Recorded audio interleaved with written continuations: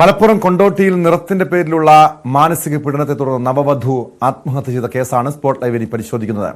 കേസിൽ ഈ നവവധുവിന്റെ ഭർത്താവിനെതിരെ കൂടുതൽ വകുപ്പുകൾ ചുമത്തിയിട്ടുണ്ട് പോലീസ്. ഭർതൃപീഡനം, ആത്മഹത്യ, പ്രേരണ എന്നീ കുറ്റങ്ങൾക്കുള്ള വകുപ്പുകളാണ് ചുമത്തിയിട്ടുള്ളത്. നിറത്തിന്റെ പേരിൽ ഭർത്താവ് നിരന്തരം മാനസികമായി ഉപദ്രവിച്ചതാണ് യുവതി ജീവനൊടുക്കാൻ കാരണമെന്ന് കുടുംബം ആരോപിക്കുന്നു. വിശദാംശങ്ങളുമായി CV അനുമോദ് ചേരുന്നുണ്ട്. അനുമോദ്, ഈ യുവതിയുടെ ഭർത്താവ് വാഹിദ് വിദേശത്താണ്. കൂടുതൽ വകുപ്പുകൾ ചുമത്തി കേസെടുത്തിരിക്കുന്നു. ഇയാളെ നാട്ടിലെത്തിക്കാൻ വേണ്ടിയുള്ള നടപടികൾ പോലീസ് ആരംഭിച്ചിട്ടുണ്ടോ?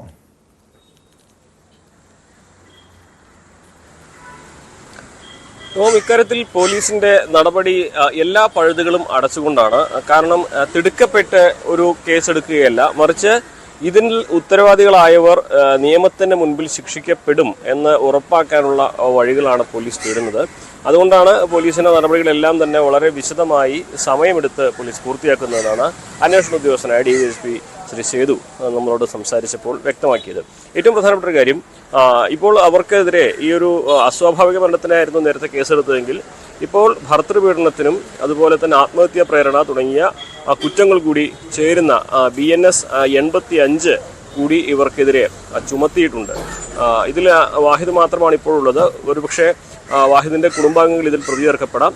അത് അല്പസമയത്തിന് ശേഷമേ വ്യക്തമാക്കുകയുള്ളൂ. കാരണം മൊഴിയുടെ ഈ കുട്ടിയുടെ ബന്ധുക്കളുടെ മൊഴി, മറ്റ് തെളിവുകൾ ഇതെല്ലാം പരിശോധിച്ച ശേഷമായിരിക്കും പോലീസ് അത്തരത്തിലുള്ള നടപടിയിലേക്ക് നീങ്ങുക. ഒരു തരത്തിലും തിടുക്കപ്പെട്ട ഒരു നടപടിയെടുത്ത് ഇവർ കോടതിയിലെത്തി ആ കുറ്റപത്രം റദ്ദാക്കുന്ന ഒരു സാഹചര്യം ഉണ്ടാകാതിരിക്കാനാണ് ഈ നടപടികളെല്ലാം വിശദമായിട്ട് തന്നെ നടത്തുന്നതെന്നാണ് പോലീസ് വിശദീകരിക്കുന്നത്.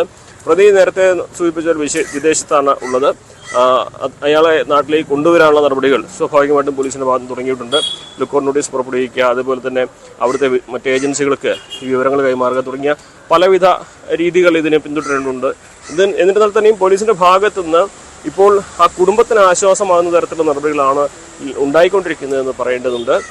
നേരത്തെ തന്നെ ഈ കുട്ടിക്ക് ഈ നിക്കാഹിന് ശേഷം അനുഭവിക്കേണ്ടി വന്നത് കടുത്ത മാനസിക പീഡനമാണ്.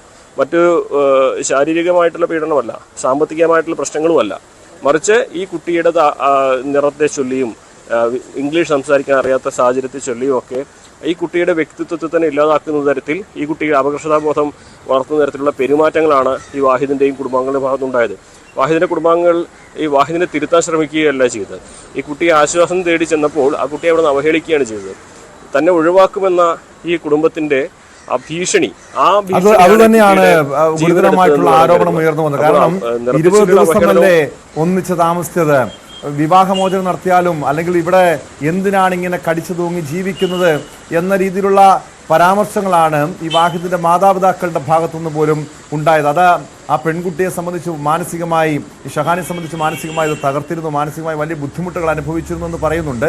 അങ്ങനെയെങ്കിൽ വാഹിദിന്റെ മാതാപിതാക്കൾക്കെതിരെയും ഗുരുതരമായ വകുപ്പുകൾ ചുമത്തി കേസെടുക്കേണ്ടതല്ലേ അനുമോദ്?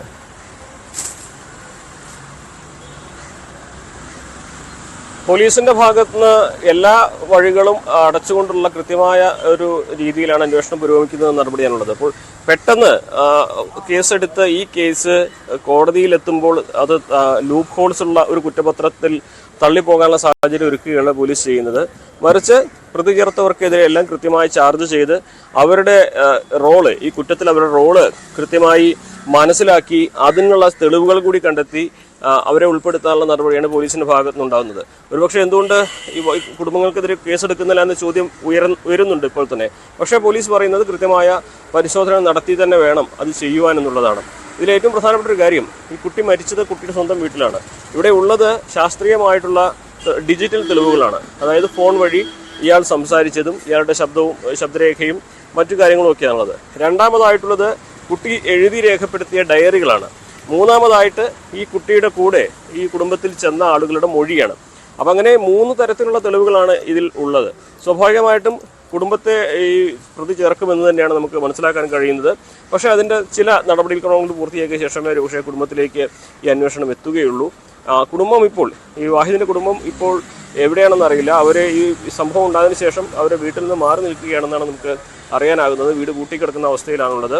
എന്താണെങ്കിലും മറ്റൊരു കുട്ടിക്ക് ഇത്തരത്തിലുള്ള ദുര്യോഗം സംഭവിക്കാതിരിക്കാൻ ഇത്തരം കേസുകളിൽ, ഇത്തരം സംഭവങ്ങളിൽ മാതൃകയാക്കാൻ കഴിയുന്ന തരത്തിലുള്ള നടപടികൾ നീതിന്യായ സംവിധാനങ്ങളുടെ ഭാഗത്ത് ഉണ്ടാകേണ്ടതുണ്ട്.